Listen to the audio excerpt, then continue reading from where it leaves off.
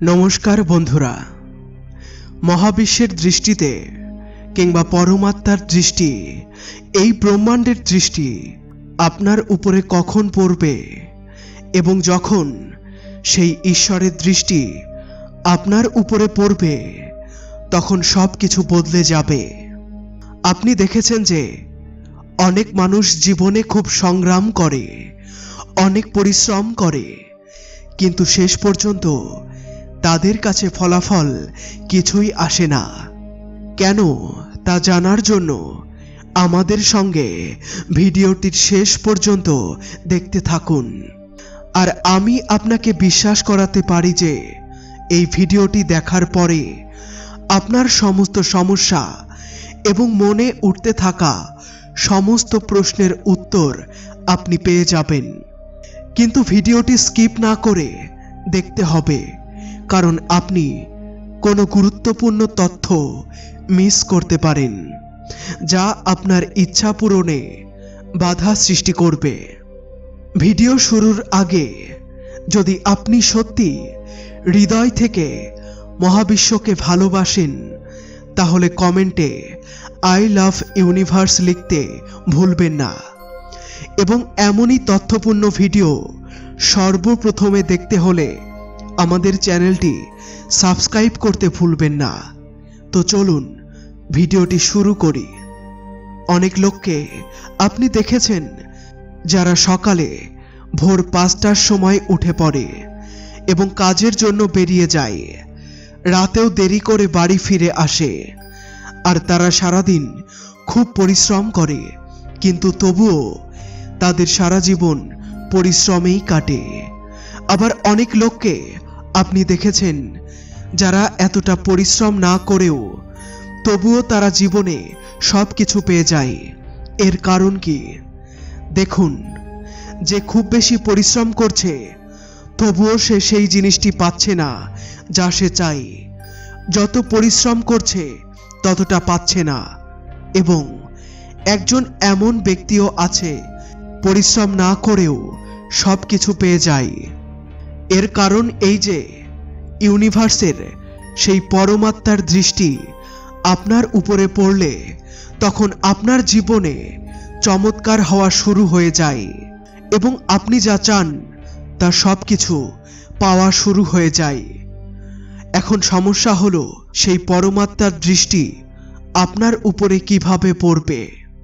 মহাবিশ্বের নজর আপনার উপরে এমনিতেই পড়বে না। আপনাকে কিছু এমন করতে হবে যে আপনি সেই ক্যাটাগরিতে চলে আসেন যেখানে আপনাকে কম পরিশ্রম করতে হবে এবং আপনার সব কাজ হয়ে যাবে। এখন অনেক লোক বলে যে যদি এমন হয় তাহলে দুনিয়াতে মানুষ পরিশ্রম কেন করবে, সব কাজ এমনিতেই হয়ে যাবে। আসলে মানুষ আজকাল কতটা পরিশ্রম করে এবং যারা পরিশ্রম করে তারা কতটা পায় তাদের পরিশ্রমের তুলনায়। কারণ এই ব্রহ্মাণ্ডে কিছু গোপন রহস্য আছে যা অনেক লোক জানে না। আর যদি কেউ এই রহস্য জানে তাহলে তার জীবন আরামে কাটবে এবং সে যা চায় তা পাবে। তাহলে এটা কিভাবে হবে? আজ আমরা সেই রহস্য আপনাকে বলবো। দেখুন, প্রকৃতির একটি নিয়ম আছে যে আপনাকে আগে লয়াল থাকতে হবে, অর্থাৎ সৎ থাকতে হবে। আজ যা আমরা আপনাকে বলবো তা আপনাকে 21 দিন ধরে করতে হবে।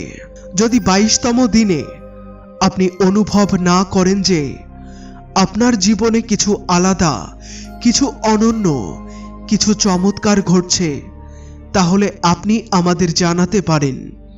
কিন্তু 21 দিন আপনাকে ধারাবাহিকভাবে করতে হবে। বড় কিছু বলতে হবে না, আলাদা কিছু করতে হবে না। আপনি যা করেন তার মধ্যেই কিছুটা আলাদা করতে হবে। প্রথমত, আপনি সৎ হন, যে কোনো বিষয়ে সৎ হন। ধরুন আপনি একটি দোকানে যান এবং আপনি একটি নোনতা খাবারের প্যাকেট নেন। আপনি নোনতা খাবারের প্যাকেটটি নেন এবং সেটি একটু স্বাদ করেন। আপনি এটি পছন্দ করেন এবং আরেকটি নোনতা খাবারের প্যাকেট নেন। তারপর আপনি দোকানদারকে জিজ্ঞাসা করেন যে কত টাকা হলো।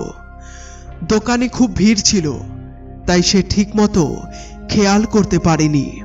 আপনি দোকানদারকে জিজ্ঞাসা করলেন যে কত টাকা হলো, আর সে বলল যে আপনি একটি প্যাকেট নিয়েছেন, তাই সে একটি প্যাকেটের দাম গণনা করল এবং আপনাকে তা জানালো।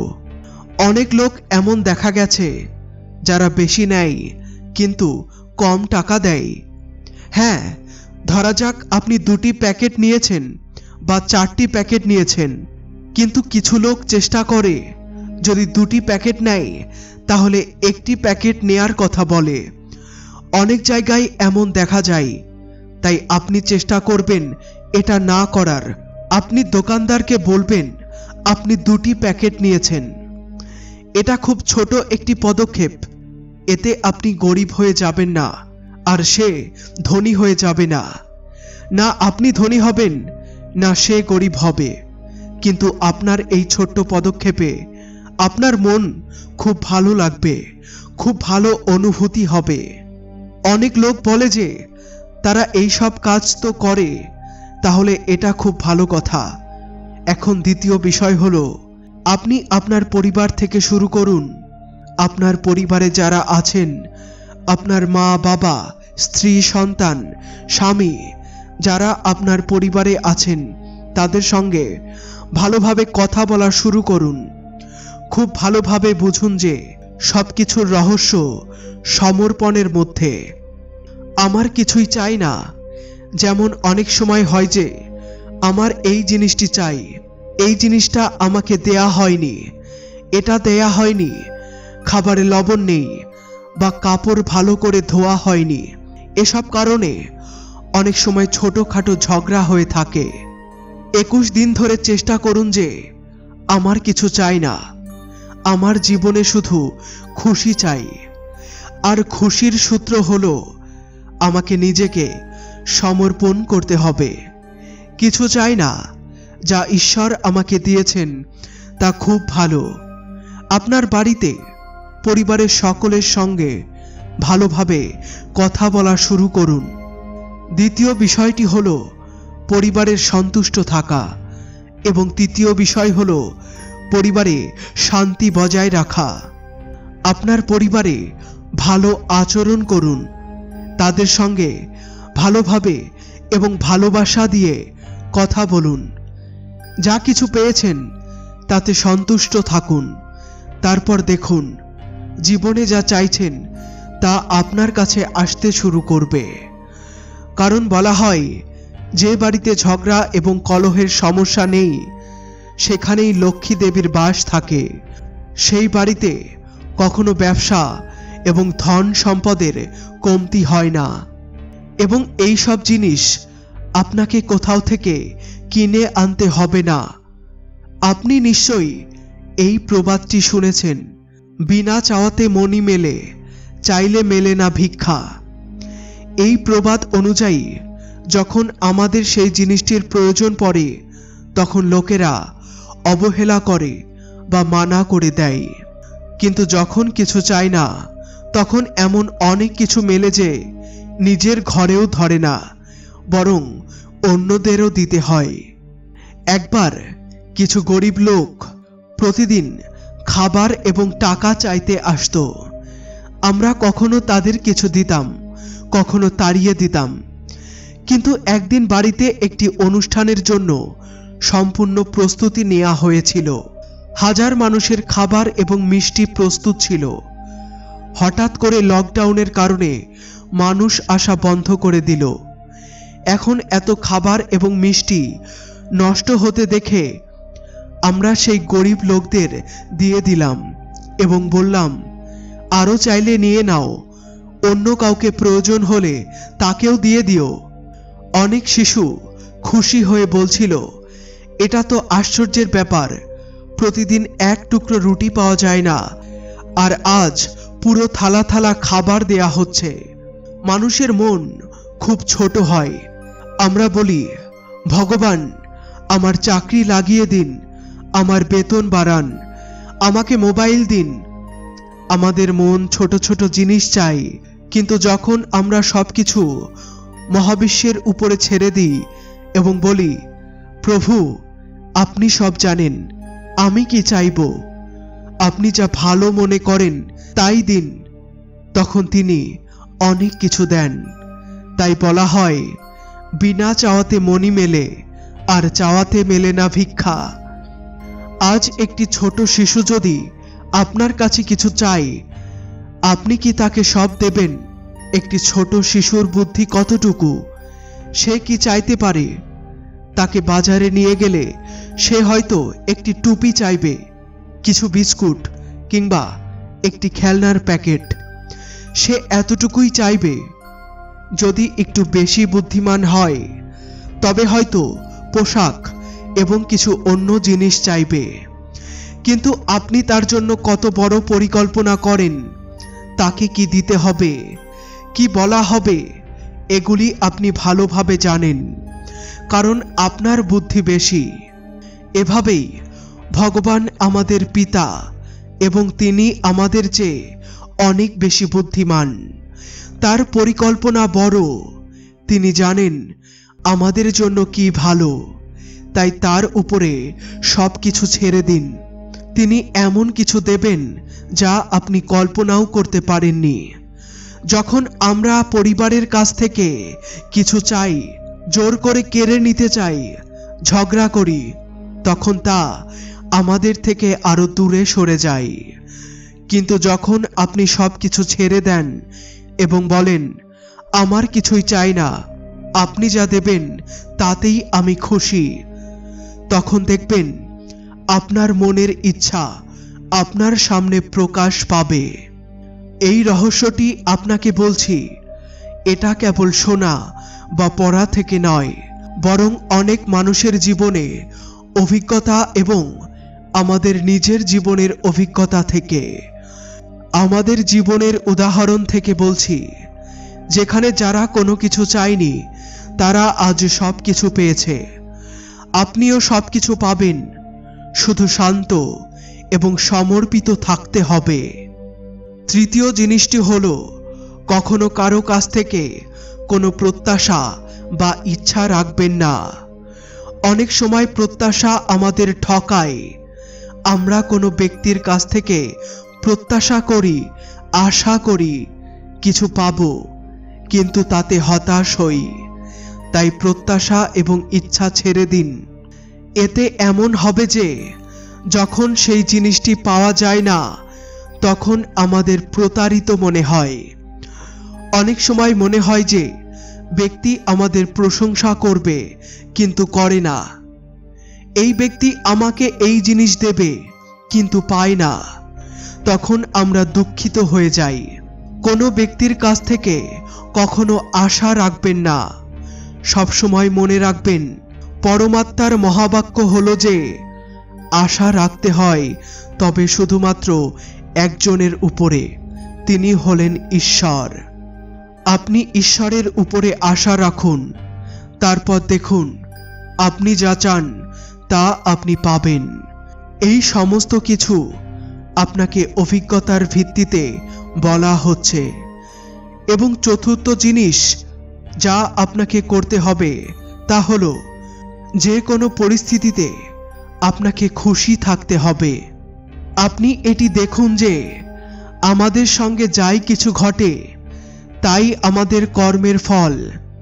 ঠিক আছে, আমি এগুলিকে কেটে ফেলছি, সহ্য করছি, এবং সামনে যা ঘটবে তা খুব ভালো হবে, কারণ এখন আমার কর্মগুলি খুব ভালো।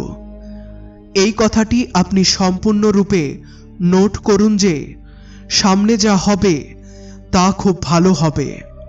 যখন আপনি এই বিষয়টি আপনার মনে রাখবেন যে সামনে আমার জীবনে খুব ভালো হবে, আমার জীবনে সামনে অলৌকিক ঘটনা ঘটবে, আমি অলৌকিক ঘটনা দেখতে চাই, তারপর দেখুন সেই ঈশ্বরের পরমাত্মার দৃষ্টি, মহাবিশ্বের দৃষ্টি আপনার উপরে পড়বে এবং আপনার জীবনে অলৌকিক ঘটনা ঘটবে। কারণ আপনি সেই ক্যাটাগরিতে চলে আসবেন। এখন যদি আপনার মনে হয় যে সবকিছু আমি করছি, আমরা করছি, তা নয়। আপনি ঈশ্বরের উপরে বিশ্বাস রাখুন এবং বলুন সবকিছু তিনিই করছেন। চতুর্থ জিনিস বলছি যে আপনি প্রতিটি জিনিসকে ঈশ্বরের উপরে সমর্পিত করুন। আজ আমি এই কাজটি করেছি, এই কার্যটি করেছি, তার সব কিছুই ঈশ্বরের উপরে সমর্পণ করুন। তিনিই সব করেছেন, আমি কিছুই করিনি। আমি শুধু যন্ত্র আর তিনি যন্ত্রী। এটি আপনার দায়িত্ব। আপনি ঈশ্বর। আপনি দেখে নিন প্রভু। কিন্তু কি হয় জানেন, মানুষ এই কারণে সমস্যায় পড়ে, কারণ মানুষ ভাবে আমি এই কাজটি করব, আমি এটি করেছি, এবং মানুষের মধ্যে এই আমি কখনোই সামনে যেতে দেয় না। এবং যার মধ্যে অহংকার থাকে, ঈশ্বরের দৃষ্টি তার উপরে পড়ে না। সেই মানুষের উপরে মহাবিশ্বের দৃষ্টি কখনোই পড়ে না। তবে যখন সে অহংকারকে ত্যাগ করে, আমি কিছুই করতে পারি না, আমি শুধুমাত্র একটি মাধ্যম, যা কিছু সব ঈশ্বর করেন। ঈশ্বর আমাকে একটি মাধ্যম হিসেবে সৃষ্টি করেছেন, পরিবারের জন্য হোক, কোনো ব্যক্তির জন্য হোক, বা কোনো কাজের জন্য হোক। শুধুমাত্র ঈশ্বর আমাকে একটি মাধ্যম হিসেবে সৃষ্টি করেছেন। সব কিছু করাচ্ছেন তিনি, আমি কিছুই করতে পারি না। আমি শুধুমাত্র আমার কর্তব্য পালন করছি, যার জন্য ঈশ্বর আমাকে সৃষ্টি করেছেন। তারপর দেখুন ঈশ্বরের দৃষ্টি আপনার উপরে কিভাবে পড়ে। মহাবিশ্বের দৃষ্টি তখনই আপনার উপরে পড়বে যখন আপনি সবার থেকে আলাদা হয়ে কাজ করবেন। এখন আপনি ভাবছেন, আমি আমার চাকরি পেয়ে যাব, আমার জীবন ভালোভাবে গড়ে তুলব, আমি সব কিছু ভালোভাবে করব, আমি এটা করব। না, উপরে ঈশ্বর আছেন, ভগবান সবকিছু ভালো করবেন। আমার বিশ্বাস আছে আপনি নিজের মধ্যে এমন চিন্তা আনুন যে আমার সবকিছু খুব ভালো হবে, ঈশ্বর আমার সাথে আছেন। শুধুমাত্র এই চিন্তা আনুন যে আমি সবাইকে খুশি দেখতে চাই, পুরো বিশ্ব আনন্দে থাকুক। এবং যখন আপনি সবার মধ্যে আনন্দের অনুভূতি দেখেন, সবাইকে খুশি দেখতে চান, তখন ঈশ্বরের দৃষ্টি আপনার উপরে পড়ে।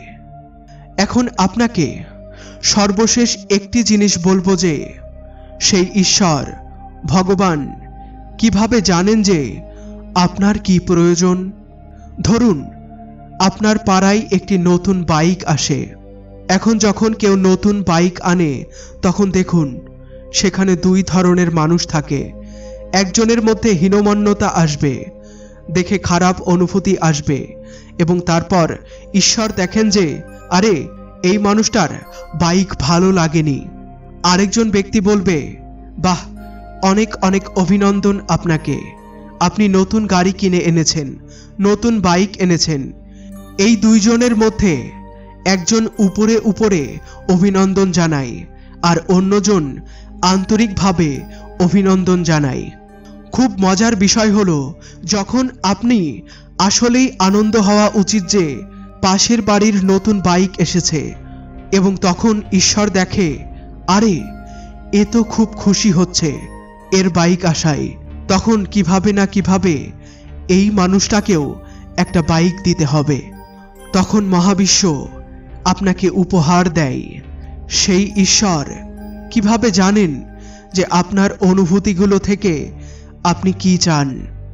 তাই ঈশ্বর আপনার অনুভূতিগুলো থেকে বুঝতে পারেন যে আপনি আসলে কি চান। ধরুন যদি কারো ঝগড়া হচ্ছে এবং আপনার মজা আসছে, কারো ক্ষতি হচ্ছে এবং আপনার মজা আসছে, তখন ঈশ্বর দেখে যে আরে এ তো খুব মজা পাচ্ছে। ঈশ্বর আমাদের অনুভূতিগুলো দেখে, মহাবিশ্ব আমাদের অনুভূতিগুলো দেখে যে যে জিনিসটাতে আনন্দ পাচ্ছে তার কাছে সেই জিনিসটাই পৌঁছে দেয়।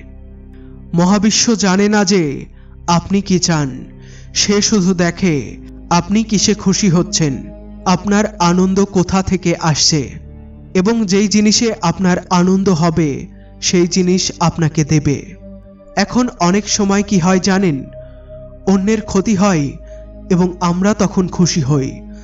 তখন মহাবিশ্ব দেখে যে আরে এ তো এই জিনিসে খুশি হচ্ছে, তাই আমাদের সকলের প্রতি ভালো চিন্তা করতে হবে, ভালো কাজ করতে হবে। যা আমরা করব মহাবিশ্ব আমাদের তাই দেবে। আমরা অন্যকে সুখ দেব, তাহলে সুখ আমাদেরও আসবে। দেখুন, তখন ঈশ্বর দেখেন যখন তার দৃষ্টি আপনার উপরে পড়ে, তখন আপনার জীবনে অলৌকিক ঘটনা ঘটতে শুরু হয়। কারণ ঈশ্বরের কাছে ভান্ডার রয়েছে, তার কাছে কখনো কোনো কিছুর অভাব হয় না। বন্ধুরা, এই ভিডিওটি মনোযোগ দিয়ে দেখার জন্য আপনাকে ধন্যবাদ। ভিডিওটি ভালো লাগলে একটা লাইক করুন এবং মহাবিশ্বের কাছে আপনার পজিটিভ ফ্রিকোয়েন্সি পৌঁছে দিন। চ্যানেলটি সাবস্ক্রাইব করে আমাদের সাথে